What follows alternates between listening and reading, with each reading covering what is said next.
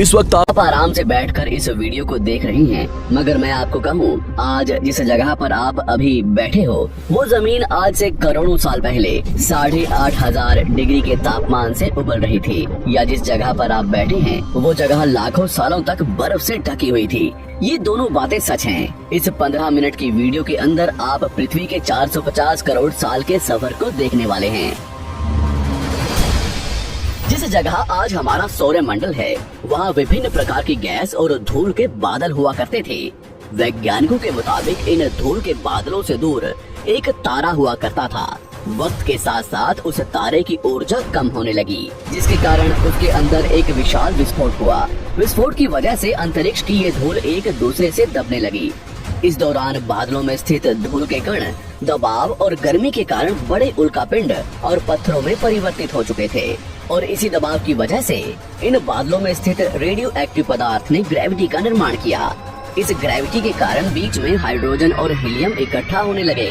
बीच के इस भयंकर दबाव के कारण एक विशाल विस्फोट हुआ, और इसी विस्फोट के कारण हमारे सूरज का जन्म हुआ। अंतरिक्ष में फैले एस्ट्रॉयड यानी क्षुद्र ग्रहों में भारी वजन की वजह से सूरज के करीब आकर सूरज की परिक्रमा करने लगे। धीरे धीरे इन्हीं एस्ट्रॉयड में भारी टकराव हुआ, जिसके फलस्वरूप मरकरी, विनस, अर्थ और मार्स जैसे ग्रहों का निर्माण हुआ। वैज्ञानिकों के मुताबिक उस वक्त पृथ्वी और मार्स यानी मंगल ग्रह के बीच थिया नामक ग्रह सूरज की परिक्रमा किया करता था। पृथ्वी पर ग्रेविटी होने की वजह से सूरज की परिक्रमा करने वाले एस्ट्रॉयड अब पृथ्वी की परिक्रमा करने लगे, और धीरे धीरे करोड़ों सालों तक ये पृथ्वी पर गिरते रहे। और ऐसी घटना हमारे पड़ोसी ग्रह थिया पर भी हो रही थी, जिसके कारण थिया पृथ्वी के और करीब आने लगा और आकर पृथ्वी से टकराया। इस भयंकर टकराव की वजह से पृथ्वी के हिस्से कणों के रूप में अंतरिक्ष में फैल गए और एक रिंग्स की तरह पृथ्वी की परिक्रमा करने लगे। इन्हीं परिक्रमा करते हुए कणों में टकराव होने लगा, जिसके कारण हमारे चांद का निर्माण हुआ, जिसके कारण पृथ्वी के अंदर का लावा जमीन की तरह कई लाखों सालों तक खुला उबलता रहा। और यही वो कारण था जिसके कारण पृथ्वी के वातावरण में कार्बन डाइऑक्साइड की मात्रा बहुत बढ़ गई और पृथ्वी पर एसिड की वर्षा शुरू हो गई।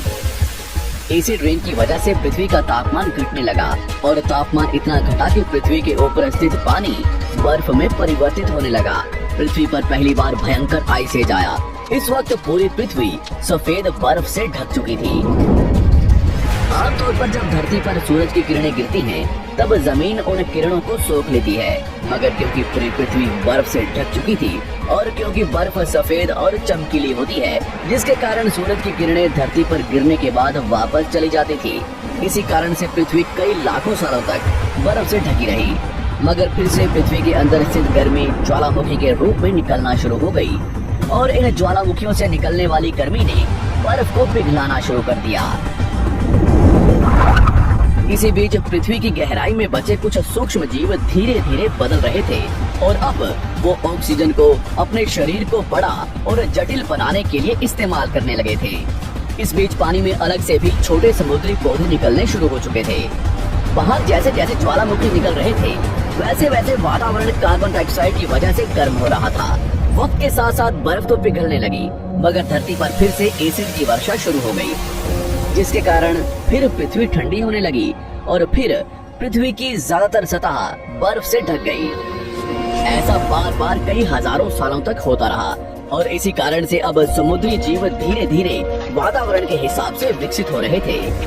इस बीच कई सारे जीव और समुद्री जंगल विलुप्त हो गए, मगर जो बच गए वो धीरे धीरे